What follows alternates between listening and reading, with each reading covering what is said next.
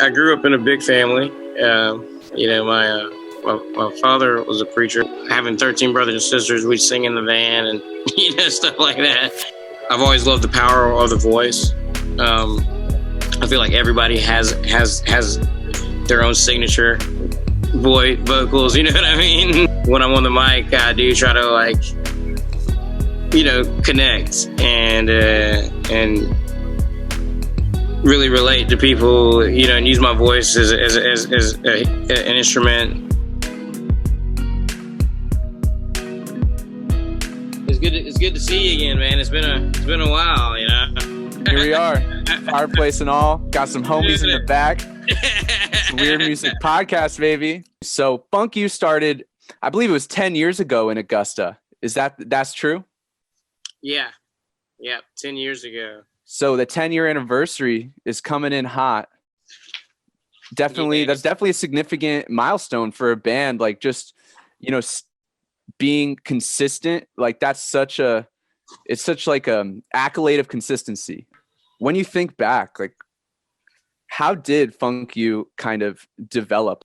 Well, thinking back, I remember just, we've all kind of mutually known each other through friends, and Augusta, it was very rare that we found each other later in life musically, you know what I mean? But me and Evan Miller I've known him for years, but I came back from college, when I was in Oklahoma, and I came back to Augusta, and I saw him playing at a local festival.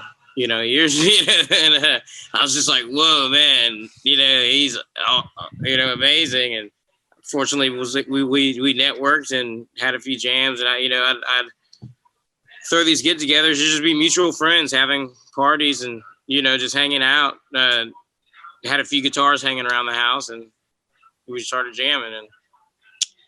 And but unfortunately, I was blessed to have such a great partner such as Evan, he's like, man, let's do this. Let's not waste any time. And we found other members, and one of our original drummers was a buddy of ours, Adam Tolar. He had a music store, and he let us practice in the back of the music store, which was fortunate, and that helped us branch off. And we networked with a lot of local guys. There's not many, there wasn't so big of a music scene in Augusta at the time, and so fortunately some of the vendors would let us play shows, as a young band starting off. One of my good homies, Coco Rubio, he owned a Sky City, and he gave us the opportunity to put on some of our first productions there, and we had a lot of mutual friends. And it's just, I feel like a lot of our journey has been just like music and friendship, and just love, you know what I mean? Just, and I was talking to somebody about that the other day, having a band. We have a lot of guys, we have 9 guys in our band now, which currently we've added the horn section with our latest album, and albums that we've been doing. And it's been such a blessing having those guys in a band, and how smooth the transition's been over the years. But it's a lot of work, but I think really the bond that we have is, not just musicians, but friends, and how much love we have for music is what really is such something, the big thing that we really celebrate over the years, and something that we try to bring to the table. It's obvious that being a touring musician, it's gritty. It takes a lot of calmness when things can be chaotic. Patience. And then to have to be on stage, it's like, I love it. Yeah. But we have levels of energy too. It's like we're calm, but we definitely can rock it out. At the same time, it's fun. And, not just that, just the journey itself. I've met a lot of great bands along the way, and, great people. Fortunately, I've ran into you on the road, and, it's just like Greg Knight, that's why I love doing music, man. It's great.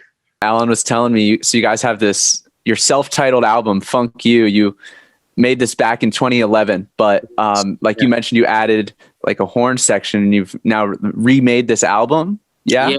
Yes. Yeah. We spent some time, and like I said, building the band. We've added new members, and adding the horn section. We definitely wanted to incorporate that in the, modern version of our production. And it just went. I feel like it just adds another layer and experience of Funk You with having them incorporated in the sound. And we also we released it on a vinyl also, which a lot of people were very excited about. A lot of people like, Gavin, you got to put a vinyl out. Just something, and it's the original stuff, and it's just kind of like representing a really good, just fresh, start with the whole group as a whole. I think that the people will definitely enjoy it. If you get a chance, definitely check it out. You can order the vinyls online, and check our website out at funkymusic.com, by the way. And we're on all platforms, Instagram, Spotify, all that stuff, good stuff. So yeah. Funk You, been around a while. You've put in a lot of work. You've been blessed with a fan base. You've got this sold out spring tour. What does it really mean to have that fan support for you and, as a band for Funk You? Like, do you feel this significance with your role as being a musician? Oh man, I couldn't put a price on it. The fans and just the network, being able to network with the people was just like one of the greatest blessings ever. And I feel like that's just a huge part of the music. And it's definitely what we, part of, even, it's part of our music, how, our writing process, and what makes us want to get out here and do it. It's like you said, it's a healing process. I know a lot of people have had some really tough times recently. But even in the past few shows over, now that we finally just have been able to play, I can't express the amount of people who just come up to me and just expressed how happy that they are, and like that, just how much joy it just brought to their heart just to be able to see music again, and be able to just reach out and see their friends and connect, and that's what it's all about. Have fun and come and celebrate life. Those are the vibes we're trying to bring with Funk You. Funk yeah. I think vocals is just such an awesome thing, to use the voice as an instrument, like just overall feeling and emotion musically that can be conveyed. It's just like breathtaking to hear a killer vocalist. I'd love to hear from you kind of how you grew to love singing and what your relationship to that craft has been like over the years. I grew up in a big family. My father was a preacher, and my mother, was involved. They're involved in the church and sang choir. And we'd even having 13 brothers and sisters, we'd sing in the van and stuff like that. I've always had a musical and artistic influences in my life, and I'm fortunate to come from family and like that, the environment, and even like with music, my musicians, they're like my family. We can always share ideas. We can always be creative together. I've always loved the power of the voice. I feel like everybody has their own signature vocals. You know what I mean? Over the years, I feel like it's something that I've learned to try to be better about. I know I kind of ramble sometimes, but when I'm on the mic, I do try to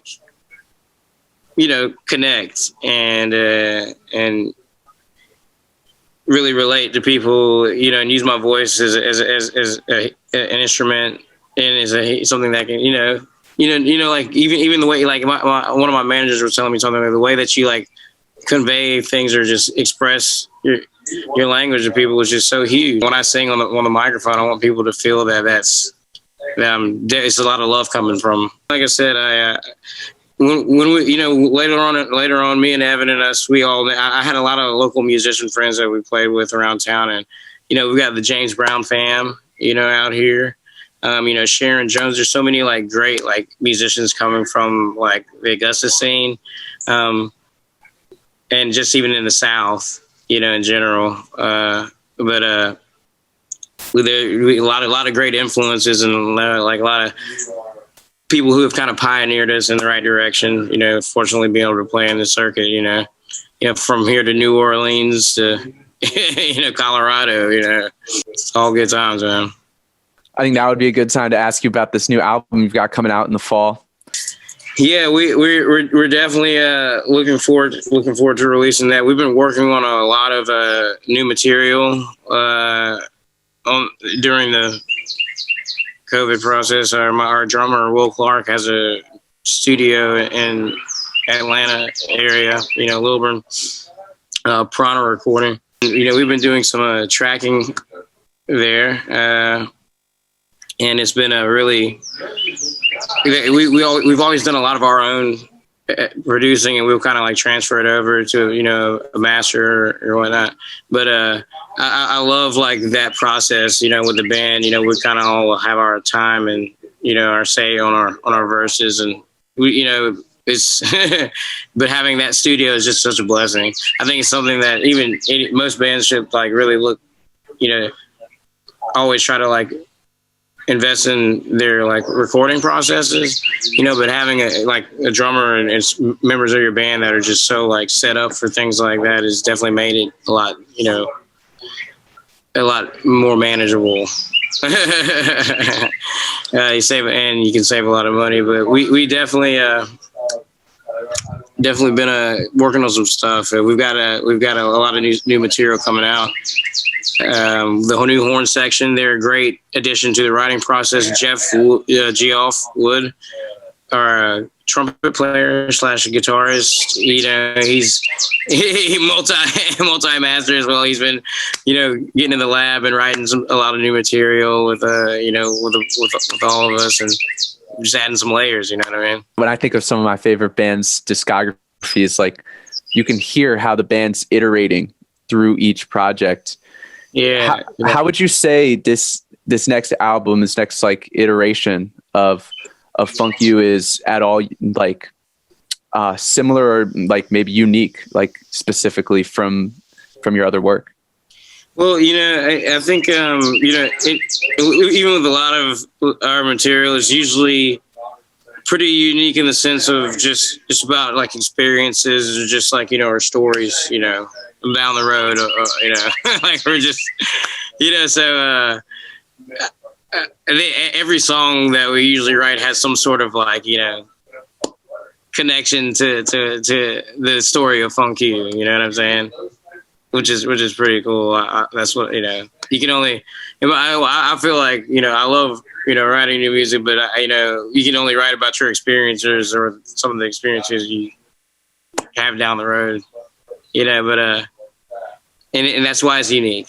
It's our story, Talking about Funk You, 10th anniversary recently. What advice do you have for bands that are just going to be starting out doing long tours, hitting the road for real, based off of, all the, I'm sure, trials and tribulations and also great experiences you've had? Just really try to have a plan. It's a lot of like logistical things, the better, like, you can like try to like plan out your tour or your set, and make sure, have a calendar to where you can even make time to try to even like include like time for the band, to be able to write and have those connections, like that. I think that's very critical. Just invest your time wisely and take care of it. Like while you're on the road, be conscious, health conscious. Try to take care of yourselves. Try to take care of each other. Anything you want to leave any of your Funk You fans off with? Much love, and I hope to see you guys out at any of the upcoming shows. You know, we're ready to get these shows going, man.